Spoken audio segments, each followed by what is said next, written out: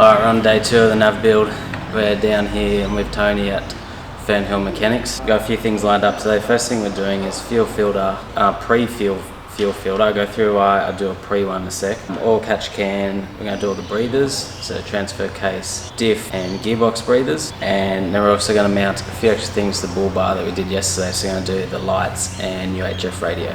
Now this kit I got is from Western Filters. Cost me $600 for the fuel filter and the catch can. Now I've gone to this one because it comes with this bracket that sits neatly right here in the engine bay, and you have one on the front and one on the back all hooked up, and that was the best I'd come up with. Good price, and just sits well. And I know a lot of other people who have the nav have gone this exact same kit. So you have to undo a couple of nuts there. I've undone them, and then it's a matter of mounting both to the front and rear side of this bracket, hooking it all up, and then you're good to go. We're starting with the fuel filter. It's just a matter of putting all your nuts and bolts and everything in the right place, getting it ready set up for when it does go in the engine bay. Because so this is a kit for the Navara with the right brackets and that, but the actual fuel filter is a universal fit, so you need to plug off the ones you don't need and hook up the ones you're going to need. As I said, it comes with a diagram, so it's all reasonably straightforward of what you do need to do. Alright, what do we got now? Remove the filter from the head. Following the instruction, pre-fill with clean diesel. Never filled up with diesel. We can do that another way by leaving the pipe off, going to the other filter and priming it. Okay. We'll be able to prime it with the key. Skip that. Attach the fuel manager unit to the dual bracket. I'm not sure I like the wing nut. Better off with a nut, you reckon? Well, normal nut. It's hard to get wing nuts really tight. Yeah, so can you use a tool on wing nuts, or they have to be by hand? By hand. Yeah. You can't put like a spanner on them. That's generally the point of them. And you'd think you'd want this a bit tight on the metal bracket. Yeah. Do you reckon these are better off being avoided in relation to cars? Absolutely. Particularly something like four-wheel drives, it's got a lot of vibration going through it. So since it comes in a twin bracket, what we're going to do now is we're going to attach the oil catch can, that's right, isn't it? That's right. Oil catch can to the back of the fuel filter, that way we can put them both in at once and hook them up. Once again, the catch can's the same process. Follow the instructions and fit up your bits and pieces before you put it in. That's your drain. That's the oil drain. Yeah, drain. Leaving it full length so you can keep it towards the bottom of the car to make it easier to drain it out. Yeah. Plus you can see how much oil you've got sitting in there. Oh, so is it just back up through there? That's right. So that's it'll fill up in there. Yeah. And you'll be able to use that almost like a sight blast to see how much oil you got. Yeah. One thing I'm quickly working out is the benefits of doing these jobs out of mechanics, because you do this at home. Same thing happened yesterday, same thing today. You're missing like a nut or bolt in the kit, or you got the wrong nut or bolt here and there, and then you don't. At the mechanics, they got all the things you need to replace that, whereas if you're at home, you don't. Do we make those nuts to go back on there? That's 10 mil. Yeah, we'll reuse them. They fit or not? It's hitting on this fuse box.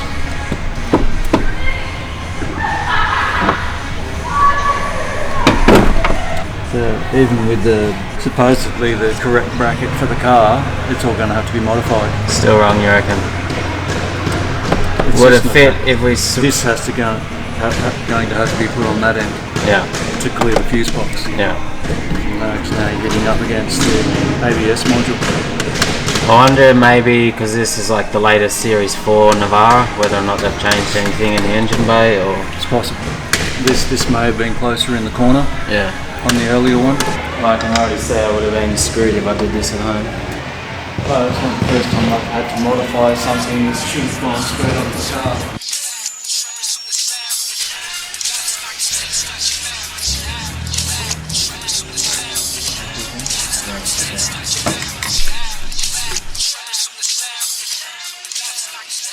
So what's actually happened is the bracket that they gave us didn't fit very well in the engine. I don't know if that's something to do with the change in the Series 4. It didn't match up, it didn't fit, so what Tony's had to do is remodify, redrill all the bracket, rechange the positioning and everything, so now we're redoing it all and then we'll put it back in. It should be good to go. Well, you can see how much movement there is in that. That's the whole time you're driving, it's going to be doing that. Other bolts are available to put a strap onto. There's a bolt directly under there. The strap could come up sort of onto there. The problem with this bracket, we're just looking at it now, is it's only got 2 little nuts doing it up, and there's so much movement, so every time you're driving down dirt road, it's going to be going bam, bam, bam, bam the whole time. So Tony's going to make up another bracket now to actually support and stabilise it, so it's not going to move as much. Otherwise, he was saying you're eventually just going to snap your bolts or crack this bracket, or you're going to just, you know, if your fittings and that are going to start coming undone. This will work out even better than I expected. That'll stop the vibration in it so completely. Much. Yeah. It'll remove all the vibration out of it. Yeah. This isn't the first out of the box kit that I've had to modify. Yeah, as you said, you've had to modify them all. Difference between it snapping or not. Yeah, there's like hardly any movement there now. Start connecting all the piping. Just going to find a nice spot for this. Somewhere where we can drain it. Yeah. Once you got the fuel filter on, so this is a pre-fuel, so this is before it goes into the main fuel filter. That's right. It's coming straight from the fuel tank into this one. It's now going fuel tank, this one, and then that one. So we're going a pre-fuel filter. Yeah, so this is a finer filter than that one. Yeah. So it'll filter out more. Yeah, so this is a 30 micron one. What, do you know what the factory one is? It's probably something around the 80. It's a bit insane because with these factory fuel filters, they recommend change them every 60,000 kilometers, and that's the only protection you're getting from fuel. That's right. And you know, if you're not protecting your fuel, you're looking at injector issues and pump issues, various things. So what would you recommend changing, like the fuel filter on normally, your standard fuel filter? Complete safety of your car, I'd do it once a year. Yeah, once a year. With this, yeah, you'll easily be able to double that. And with the pre-fuel fuel filter, the main reason I've heard going that one, the biggest one, is you protect it before it hits that if you get a bad lot of fuel. So you can drain it there, right. You can see it and you can drain it. And then if it hits that first, you send off sensors and fault codes and can put your car into limp mode. So you're protecting that from, you know, screwing yourself up out somewhere because you're not going to fault code your car. You've got far better chance of surviving contamination. Yeah. If you can catch it here. You can look at that every day. Yeah. And see the quality of your fuel in the glass bowl. It's really important when you're filling up somewhere you don't normally fill up. Another town, another state. Yeah. You don't know the quality of the fuel. And you're saying Australia has pretty crap fuel compared to other countries. Compared to the Northern Hemisphere, our fuel's not the best. We'll loosen that off and then turn the key on. Yeah, hopefully the lift pump will push all the air out and fill it all up with fuel. So now you've just got to hook up your piping for your catch can. That's it. So where does that go? How's that, like, what's it go in and out of?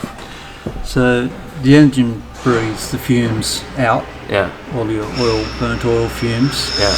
Normally it would go straight into the intake. Yeah. And be burnt for pollution. Yeah.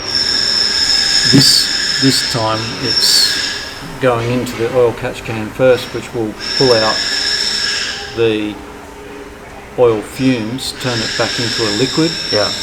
And hold the liquid so that it's only clean air going back into your intake. The problem without this is that all those oil fumes condense back to oil in your intake manifold, mixed with soot from the exhaust through your EGR, and it turns into a glue that eventually clogs up your intake. Yeah. You lose power. That's the biggest thing, the intake, that it clogs up. And I also had issues in the old one with it clogging up the intercooler pipes and intercooler and everything, like it ended up through the whole air system. Always had those intercooler pipes leaking oil, which was so that had stopped this too. Every modern diesel should come with an oil catch can from the factory and to stop the entire intake system filling up with oil.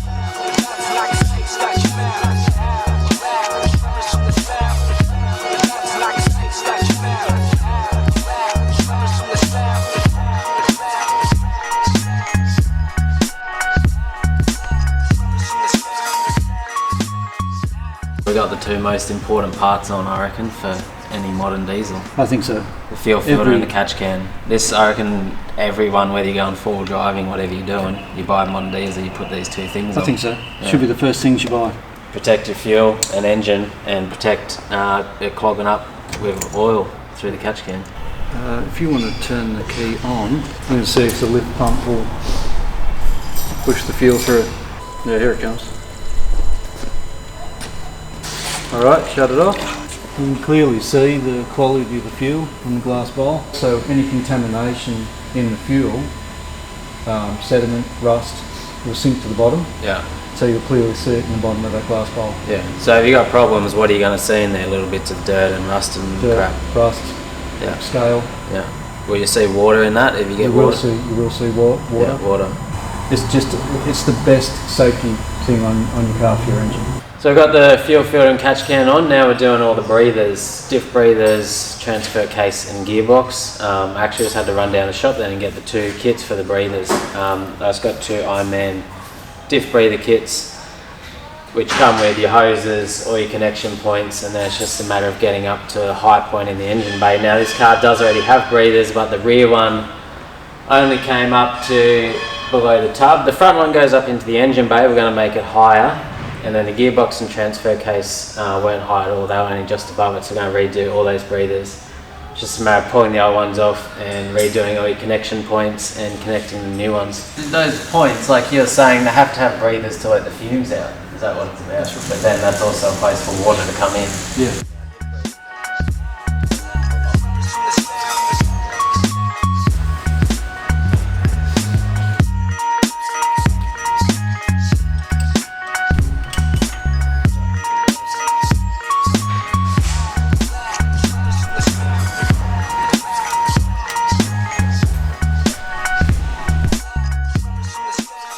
Now with your breather hoses, it's just a matter of connecting them all up. The reason for your breathers is basically stop water getting in all your vital components in your front and rear diff and in your transfer and gearbox. If you don't have your breathers up high, so that way they can breathe up nice and high, put it up nice and high in the engine bay. If they're not there, then those components can suck water back through them. As I said earlier, they already do have some, but they're down low, so if you're going through a water crossing or something, then they're going to get water in them, and you're going to end up with water in your diffs and that. So that's all 4 breathers up into the engine bay now, and now we've got to get up there and cut them off and put their ends on and screw them in. Mount our 4 pins on, our 4 end connections on, drill them in. I don't know, wherever you reckon, anywhere you can see there. Not a lot of space to work with. No, doesn't look like it.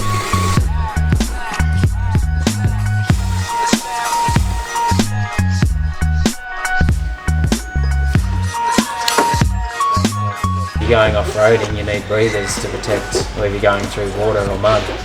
Bull dust too, you reckon? Definitely. Is that because you get the dust will sort of settle down through the hoses? It'll go everywhere. Yeah. Bull dust is like talcum powder. Yeah. It's so incredibly fine. Yeah. It'll find its way into everything. So breathers are water and bull dust. Because actually on the factory ones, they wouldn't have had like an end on them, would they? No. Like that's got the breathing manifold on the end of them. That's right. Whereas the factory ones are just an open end, so your bull dust and that's going to go straight down them. And I guess if you keep getting dust settling down them, you're just going to clog up the fumes coming out of those diffs and that, and then it's going to put pressure on your seals instead. So you end up with oil leaks. Yeah. Actually, oil seals leak oil into your brakes. Now, last 2 things we're going to do today are lights and UHF Communications. The UHF gear I'm using is going to be Oricom. So I've got this big antenna. This is a town and country antenna pack. Now I've gone with this one. The good thing about it is both 6.5 and 3 dBi. Basically interchangeable between your really long distance. So 6.5 dBi gets you really far range, but not as much height, meaning it's not as good for mountains, but really good for like your desert, your open conditions. Then you've also got your 3 dBi, which is better for, won't get you as far, but more height, so better for your mountain ranges. You know, you use your 3 dBi, say in the high country, 6.5 out the Simpson. So that's the good thing about this antenna. It's interchangeable back and forth between your 2 ratings that you need. For in the cab, it's just a fixed mount radio that will hook up 5 watt Oricom 80 channel radio. Nice and simple, straightforward. So hook these up. So there you got your shorter 3 dBi antenna, and then you got your extension which turns into your 6.5 dBi antenna. Currently just finding a way to run the wires through the firewall, and then I'm finding a place to mount this. So this is just drilled in wherever you want in the cab really. So I was thinking down here, just down below the gear stick on my left knee there, sit that there, connect to the box, we'll run that around the back. Now the box, you don't really need to access it, so we can just hide that up in under the dash there somewhere, and then you've only got this to access. Wires run to your battery to give this all power, and then through the antenna for your signal. Now thankfully we found on my car it actually has a little point there through the firewall. It's just a matter of getting through the sound deadening, and now we've sent those wires through to connect everything up. All I'm going to do is tie this and those to that wire. Yeah, and pull through. Yeah. So what's that? A simple screw in, is it? It's just a not a bolt, washer.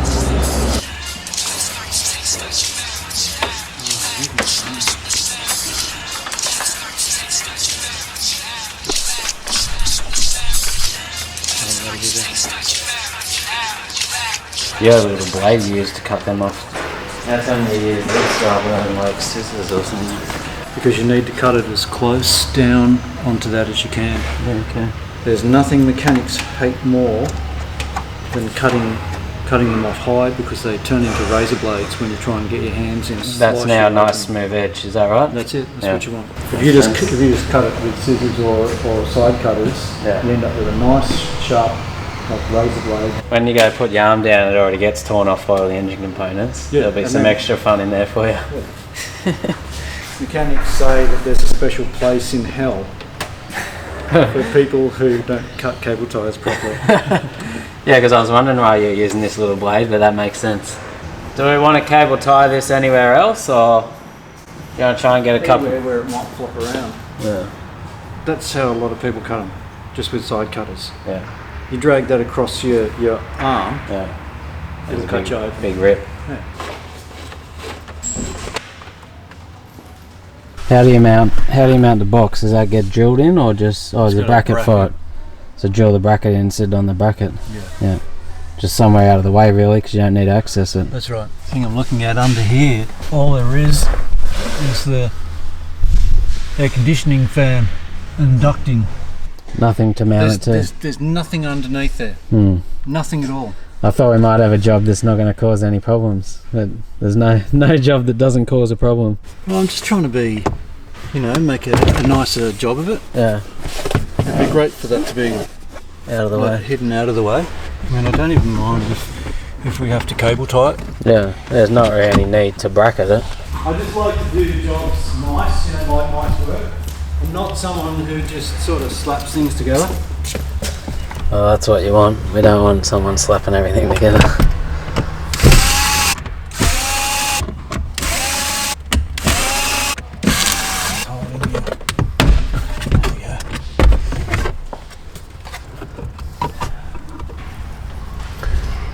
So that plugs into the back. Tony's just pulled all the glove box compartment out here just to find somewhere nice and neat to mount that box. So he's just going to mount it right up there out of the way. As we said, we don't really need access to it.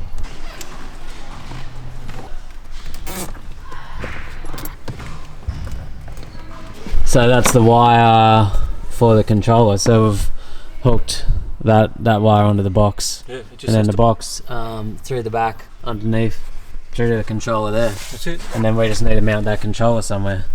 There's the control box there, up in under your glove box and dash, right out of the way, nicely mounted up there. It's not going anywhere. See our radio there mounted up on the little bracket it comes with. Just got to get power to it. Matter of hooking this wire up to your battery. Just a crimp tie it. And then straight onto the battery. So there it is, all mounted up. That's all we got in the car. Everything else is hidden out of the way. And you got your radio there to talk to, and you just turn it on and off as need be. Now it's hooked up to the main battery. Once I get a dual battery system, I may change it over. Probably will, but I don't have the dual battery system yet.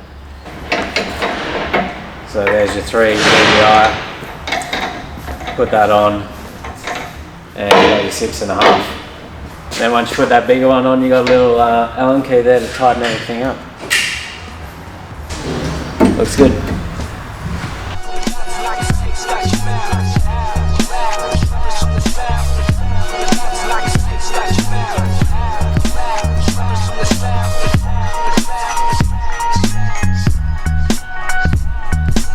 And the last thing we're doing today is the driving lights.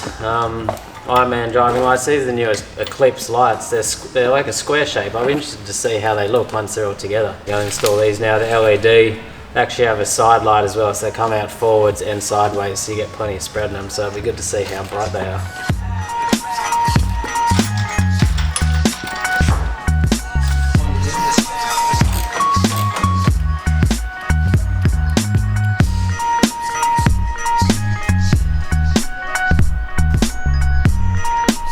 Bolted them on, and now it's just a matter of wiring them in, because you must have a switch by law. Legally has to be isolated. Has to be able to isolate it, yeah. And it can only work off high beam. This wiring you're bringing through now, is that just for the control button in the cab? That's it.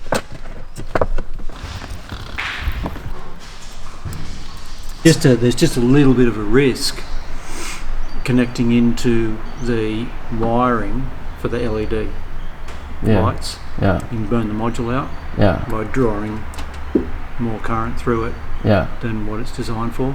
Rangers, Jeeps, it actually blows the headlight module, and it's about $1,800 for another one. Working. They're bright. You'll certainly be able to... You nearly light up daylight. Yeah, you can see them shining on the building on the other side. It does make a big difference forward driving of a night. You try and forward drive tracks where you're actually navigating obstacles with your normal lights. Can be done, but so much difference actually having a better light.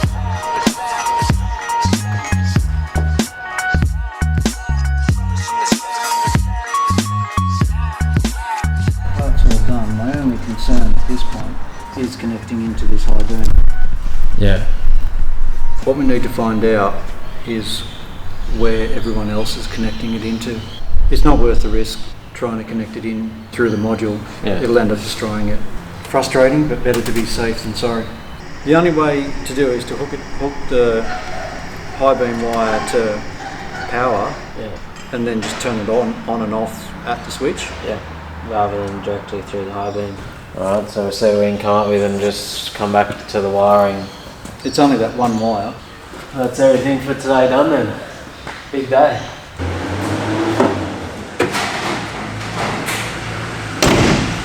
Back home now, finished up the mechanics. Had to leave in a bit of a rush in the end because I had to go get Kai from daycare. But it's all done. Today's work all done. It's all coming together. The only issue is with the lights.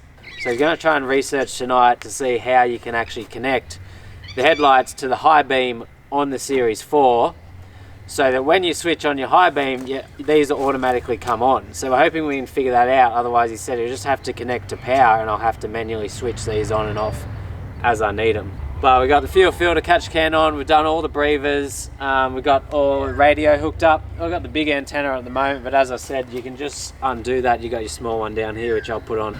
It's all coming together nicely. All right, I've been back to mechanics, and we got those Ironman Eclipse driving lights all wired up now. They're all good to go. What we ended up doing was getting a wiring loom off Steady.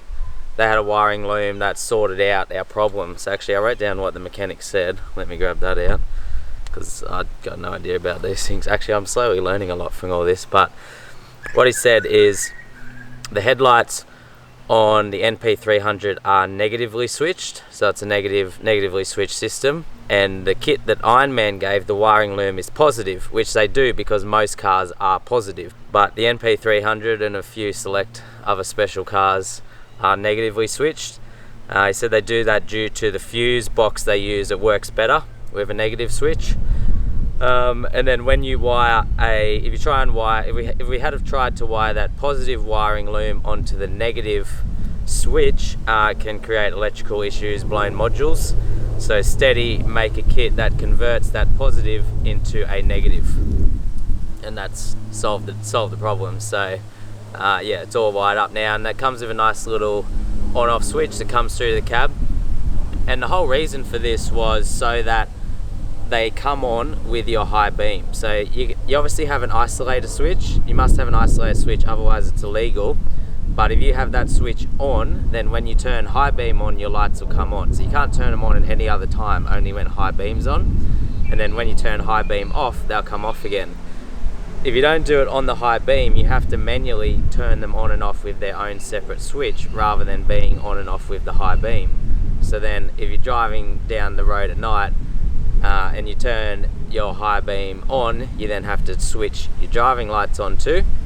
And then if you turn your high beam off, if there's a car coming, you also have to switch your driving lights off too. So it's not really the best way to do it that way. That's why there was the drama of getting them onto the high beam and having that whole problem, but it's all sorted now. The other thing I wanted to quickly make mention of in this video is warranties, because this is obviously a brand new car. It comes with a 5-year warranty. Let's not ruin the warranty on it. Now, what we did in this video, which was the breathers, fuel filter, catch can, lights, radio. The only thing out of them that could possibly impact your warranty would be the oil catch can. I've heard of oil catch cans impacting warranties. I haven't heard of any of those other parts impacting warranty.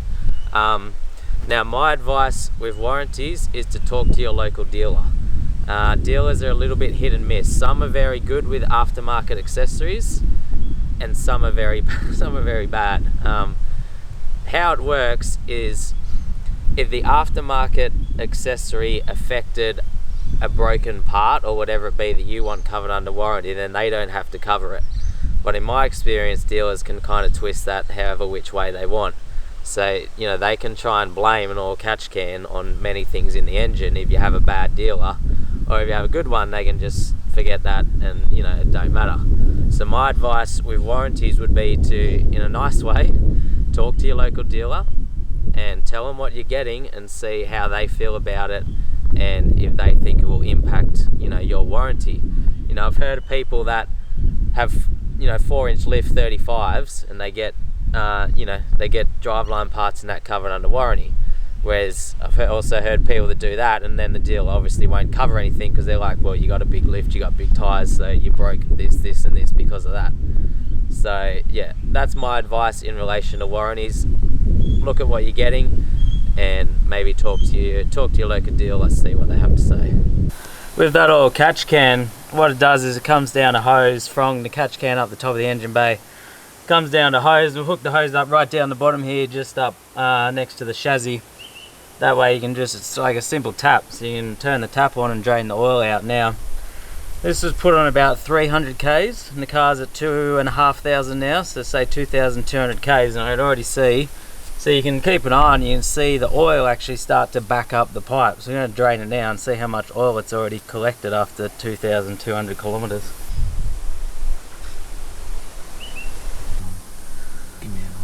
Must be here, yeah. So not heaps, but a bit there. Yeah, for sure. Like it's... So there it is there. This is definitely already a little bit in there. Worth putting on. Otherwise that's going in your intake and everything. Intake manifold, intercooler pipes.